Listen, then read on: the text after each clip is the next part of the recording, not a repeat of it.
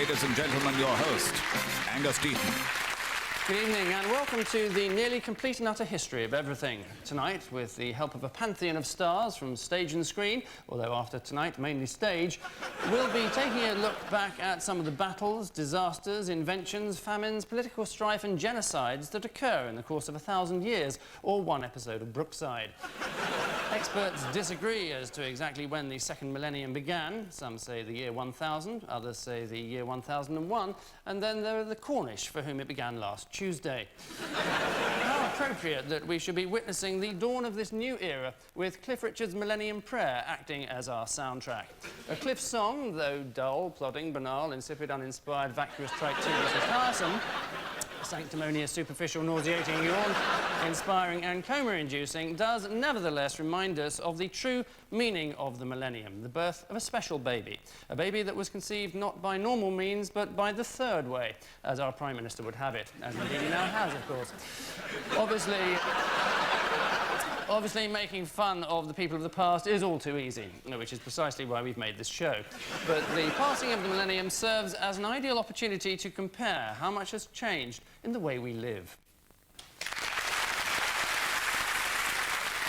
I'm a modern man. I look down on them because I'm from a more advanced society. I'm Renaissance man. I look up to him because he is on average 4 inches taller than I am. But I look down on him because he is a smelly, ignorant serf. I'm medieval man.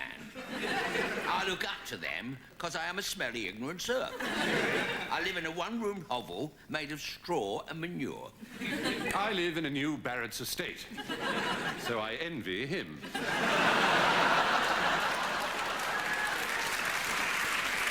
However, I do have hot and cold running water, a car, a Yamaha organ, a TV, and a new video.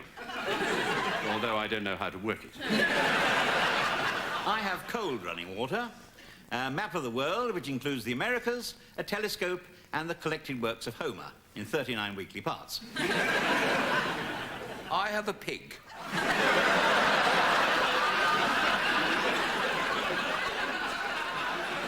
Although I don't know how to work it.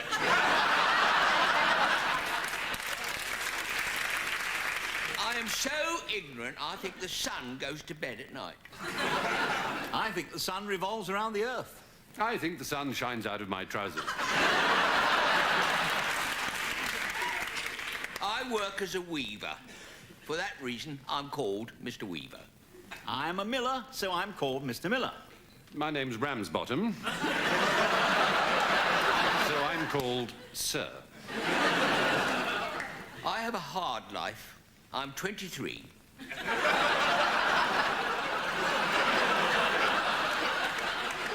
have one day off a year when we get drunk and hit each other with pig's bladders on sticks. I have 2 days off a week when I watch TV and go to home base. I have 1 day off a week when I go to church. But I must admit, the pig's bladder thing sounds a lot more fun. I'm feudal. I believe in doing what his lordship tells me. I'm an optimist. I believe in progress. I'm New Labour, so I don't believe in anything. I encourage education. I teach my children to read. My children don't have a school, so they can't read. My children go to comprehensive school, so they can't read either. Throughout the history of Britain, some things never change. I blame the Normans. I hate the French because they beat us in 1066. I hate the French because they beat us in 1998. I just hate the French. I don't need a reason.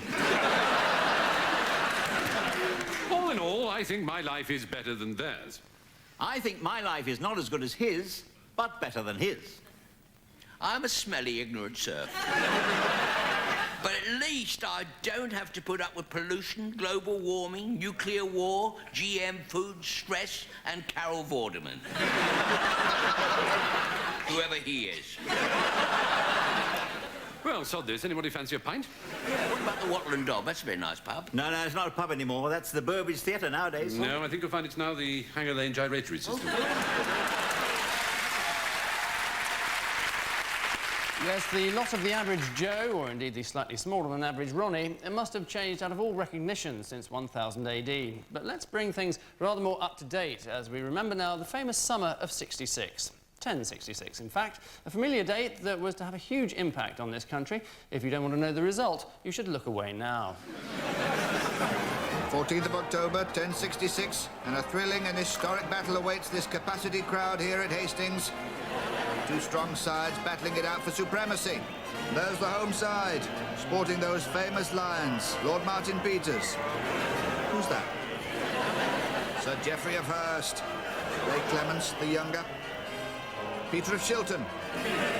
Archie Gemmell, currently in exile. Master George Cohen. Squire Peter Osgoode. There's the man in charge, Harold. Well, basically, at the end of the day, I think the lads said they're confident, they're ready. I've told them just to go out there and enjoy themselves, really. You know, obviously, they've got to keep the shape, which is quite difficult when they've got their arms or legs chopped off. But basically, I've told them, you know, go out there, you might get killed or maimed, but enjoy yourself. It's a big day for us all. Looking forward to it. And here come the challengers from France, led by their star attacker, William, Duke of Normandy, and Comte de L'Oréal. Why do I want it? Because it's the throne of England, and I'm worth it. That's what the contest is all about. The coveted Jules Rimet Crown of England. And here to offer full coverage of the event, the Weavers of Bayeux. They'll be bringing you tapestry live as it happens. As the two sides take to the battlefield, let's have a look at how they're lining up. England with 1 or 2 injuries after their semi-final win over the Danes at Stamford Bridge. France using their usual 3,000, 4,000, 3,000 formation. Here's today's officials. In charge, Archbishop Anderson of Canterbury, with his 2 neutral assistants, the Bishop of Cardiff and Canon de Spezia of Milan. Quick toss of the coin. Oh, the side of a coin too much for one of the peasants there. 2 kings shake hands. What a very tense atmosphere this is. Oh, my word. Referee checks his watch. And it's battle on. There's Edgar. William. He's got Taillefer on his outside.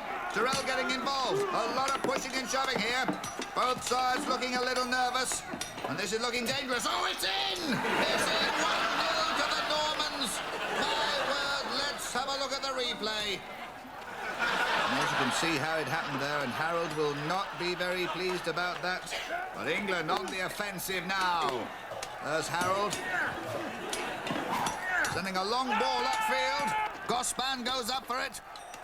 Oh, and surely that must have hurt. That's a recurrence of his old injury. And there goes the half-time whistle. And that's the scoreline for the latest reactions. Gary. Thanks, Ken. Right, let's get some analysis. Oh, you've got to say the English defenders are poor. Far too many arrows getting through. They're dying up there. The final score? Well, it's got to be William, King of Normandy, and King of England too. OK, the second half's underway, so back to the action. Thanks, Lord Lineker. Still very close here. The French are handy with the broadsword, but do tend to run a mile at the side of a British beef burger. Oh, and Lord Gower is down! Done for. Done for. Still, I had a good innings. Really? Who was that? Well, we've reached the end of the normal 8 hours. We've had injury time. We're into quite serious injury time. Still, it's anybody's contest. Oh, wait a minute. William's gone down.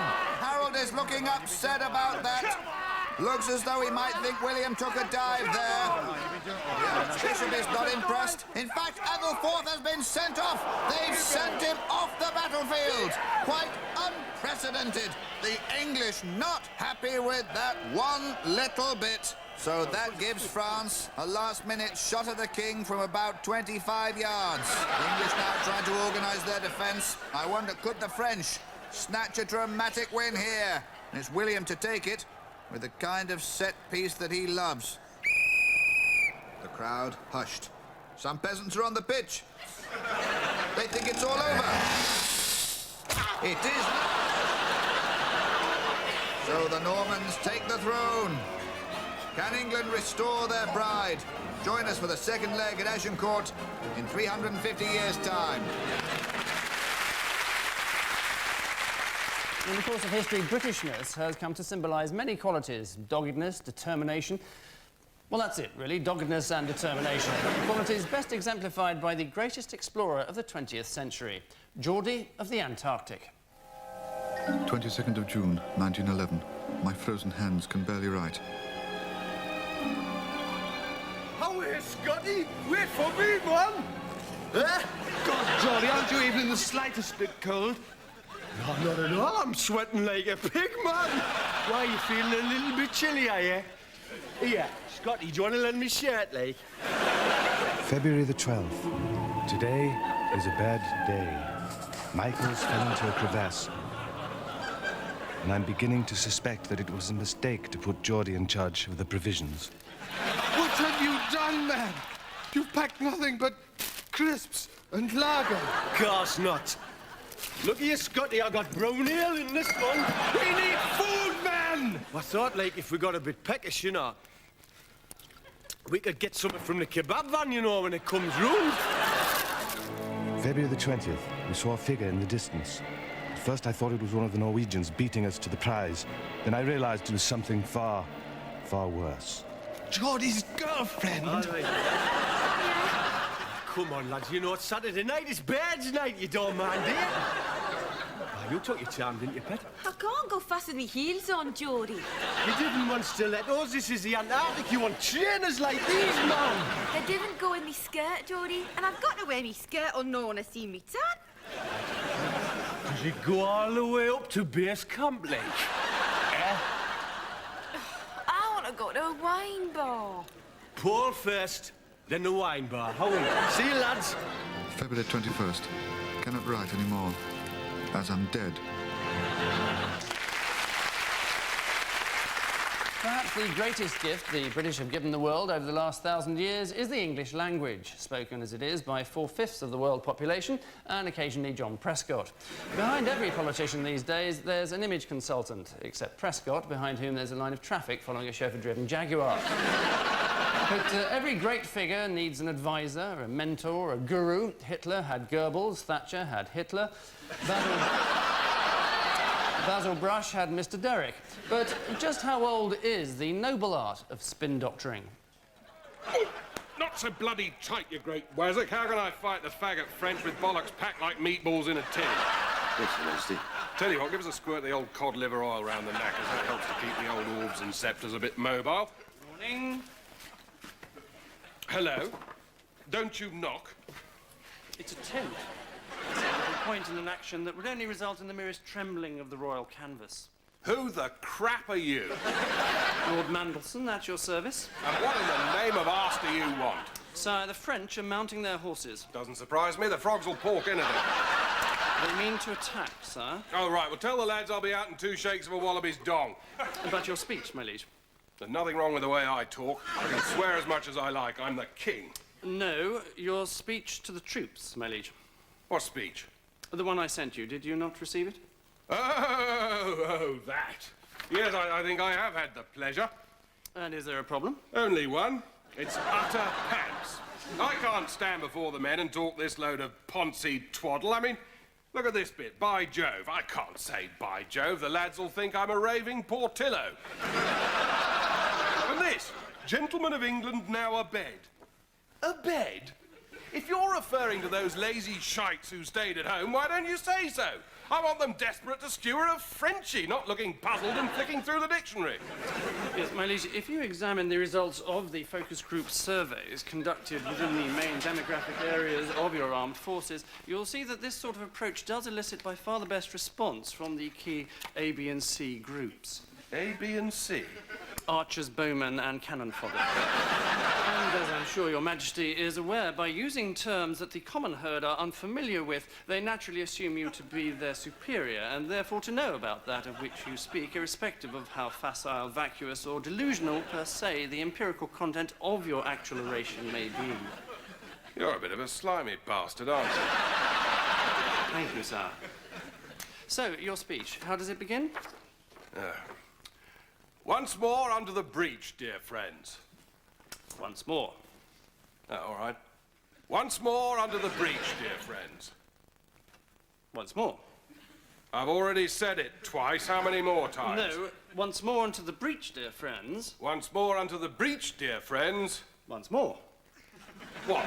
Once more under the breach, dear friends, once more. Yes. Under the breach, dear friends. No! You're not very good at this, are you? Where's the tosser I usually have, Big Willie? Mr. Shakespeare, yes. There may be a slight problem. Something to do with an undisclosed loan to buy a cottage in Stratford. When did that get out? Next Tuesday. I haven't quite finalised all the details. Well, I better leave you to learn the words of your speech. No, I'm sorry, I can't say any of this crock of dung. I'm just going to get out there and tell the lads to get stuck in. The only good Frenchie's a dead one. It's a little anti-European. Of course it's anti-European, you big Jessie. It's the Battle of Agincourt. What do you want me to do, hold a bloody referendum? Right then. You get your scrawny, tatty bum in gear and write me a speech that's anti-French, that's a good patriotic rant that makes me sound like the kind of kick-ass king who's going to show them where to shove their baguettes. Or else. Or else what? Or else I'll pack you off to Belfast to sort out the Irish. Shit.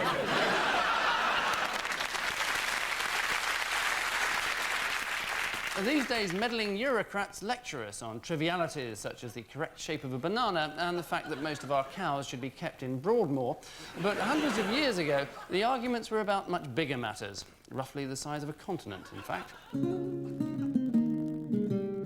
So, we're agreed. France gets the city of Pinerolo and the bishopric of Metz, and to Sweden goes Western Pomerania, Wismar, Stettin, and the islands of Rügen and Pearl. Oh, lovely. And England, for applying within 28 days, gets this charming carriage clock. Thank you very much indeed. I'm very kind. Right, well, I think that concludes our treaty. Gentlemen, a toast. Peace in Europe. Peace in Europe. Excellent. Excuse me. Oh, what is it now? Why are you interrupting? Forgive me, Ambassador, but what about Luxembourg?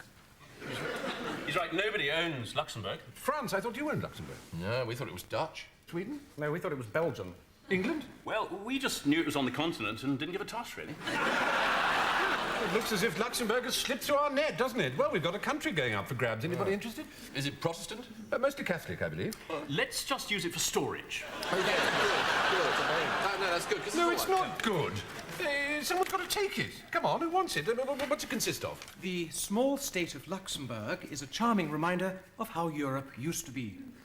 Plague victims crawl elegantly down its dung-filled streets, greasing the way with pus from their buboes, while at least 2 children a week are burned as the devil in the handsome market square. The town boasts 2 taverns, one humorous dwarf, and a shop that sells little things made of straw. Yeah, sounds like Stevenage. Well, who wants it then? Well, we don't want it. We've already got to do up West Pomerania, not to mention Wismar and Stettin. France has no need of Luxembourg, although I do quite like the sound of that shop selling little things made out of straw. Yes, that shop is an economic bonus, isn't it? All right, I'll take it. Good, excellent. So, Luxembourg goes to Sweden. No, hold on. You can't just give Sweden another province. But you didn't want it. Well, yeah, but that means that they've now got Western Pomerania, Stettin, and Luxembourg. That's not fair. We need Luxembourg to store our pickled herring. Why can't you store them in Sweden? Oh, the whiff. You Swedes and your pickled herring. Why can't you eat a proper fish? What's wrong with pickled herring? Nothing if you're Swedish. No, gentlemen, please. What is that supposed to mean? No, well, come on. Just because we all hate the Germans doesn't mean we have to like the Swedes. The Swedes are all right. Well, they hate you. No, we don't. We don't hate anybody. Well, you should. Makes life more fun. Look, all we wanted to do was protect the Protestant princes. Oh, really? Yeah, Why, really. you didn't fancy just kicking some German arse? That's why we were there. That's what rather appealed to us, too. Gentlemen, please, let's not unravel the tapestry of this treaty ere the shuttle has crossed the loom. What? Let's not cock it out now. We're so close. I have a proposal. Why not split Luxembourg in 2? Sweden can get the east and France the west. Excellent. Good. No, that's good. That's good. Sorry. Oh, what do you want now? Forgive me, Ambassador, but is it truly wise to divide a land in so wild and ragged a fashion? In future years, there will be Swedish Luxembourgers and French Luxembourgers, Protestant and Catholic, both at each other's throats. Oh, well, I don't know. I think that'll give journalists of the future something to write about. No, I'm satisfied with this. I think this is good. I think I think in the future all our petty squabbles over Europe will be forgotten. It'll just be one huge state, probably with a single currency. Oh, hurrah! Yes, that's a nice thought. Yes, it is. I'm going to have to opt out over that one, I'm afraid. We're more interested in our new colony in America. Yes, America. America has given us nothing but tobacco and potatoes and that new high-grade narcotic that you're so fond of. No, gentlemen, I think on the crucible of war we have forged a new Europe. Right, so who's for a... Pint. Half litre? Lager. Bitter. Finest claret? Oh, I'd love a pickled herring. Swedes and your pickled herring, honestly. Well, it's getting... Forgive me. Oh, she's back. What now? Forgive me, Ambassador, but there is one more task. The savage land of the Balkans. Oh, coitus. We forgot the Balkans. Well, look, here we are. 1, 2, 3 there. Look, Bosnia, Herzegovina, Kosovo, Greater Serbia. Everyone satisfied? Well, What else? I think, gentlemen, we have guaranteed the peace and freedom of Europe for forever. May I say, Ambassador, that with this historic redrafting of the European borders, you are really spoiling us.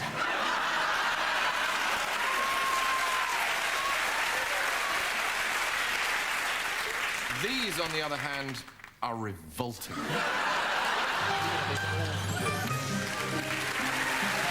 And so, with lightened hearts but heavy irony, the treaty was signed.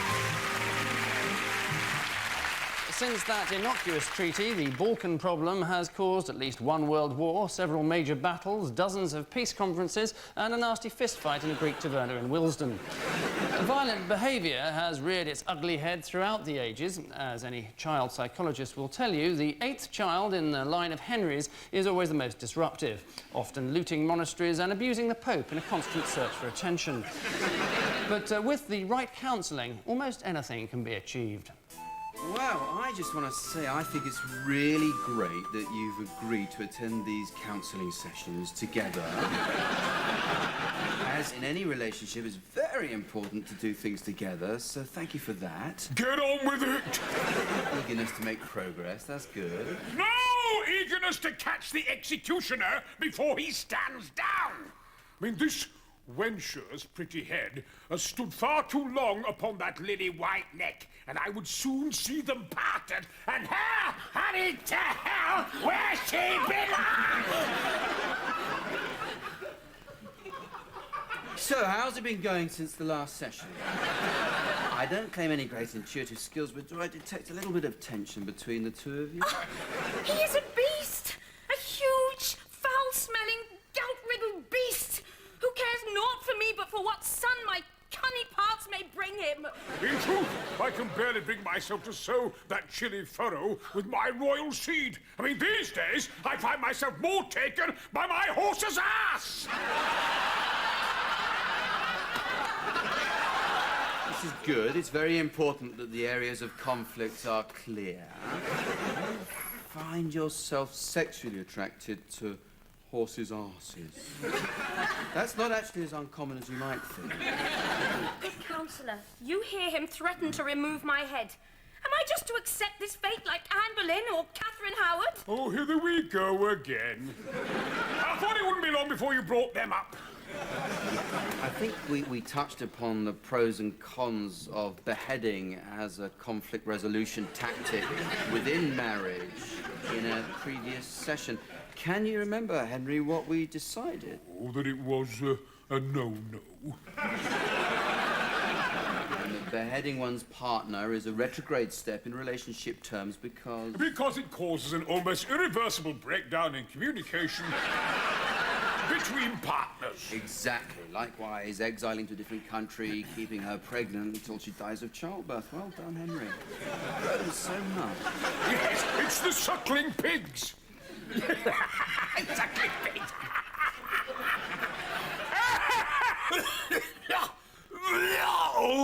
Oh, I pray we continue this another day. My body aches and cries for rest. Come, wench! Your head is safe this day, at least. Where's my horse?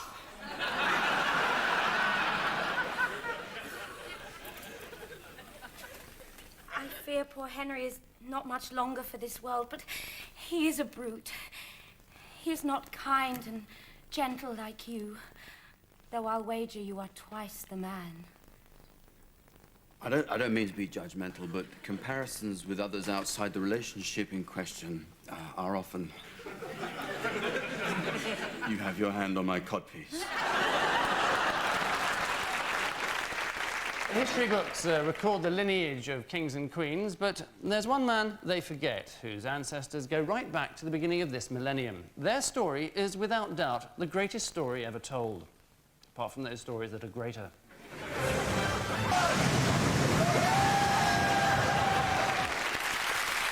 There are some things still surviving today that date back 1,000 years. The Doomsday Book, Morris dancing, Jim Davidson's jokes, proving that the great philosopher Bruce Hornsby was right when he said, some things never change, that's just the way it is, that's just the way it is. As is the case, of course, for the mystery surrounding the meaning of life. The great questions remain unanswered. Why are we here? Is there a God? And will anyone ever go beyond the £125,000 question on who wants to be a millionaire? I'm really sorry to keep you waiting, Ida. It's totally unforgivable. That is our rule, numero uno here. You never keep a client pending, no matter what, which, or whatever. Any of the other girls here, they get one heck of a smack on the bangle for being late. I count myself no different. I'm totally mortified by the lateness of my own self here today. I'm aching within my brow with it. I'm underwired with mortification. So how do you want to play this, Ida? If you have a preferment for somebody else to roller you up this morning, then that's fine. I take that right in the overall. That's totally bona fide with me. It's your call, Ida. It's your pond. It's your jam jar. Break me the news. I'm off your hairdo. Look, I'm just happy to be here, love. That's how I feel about life.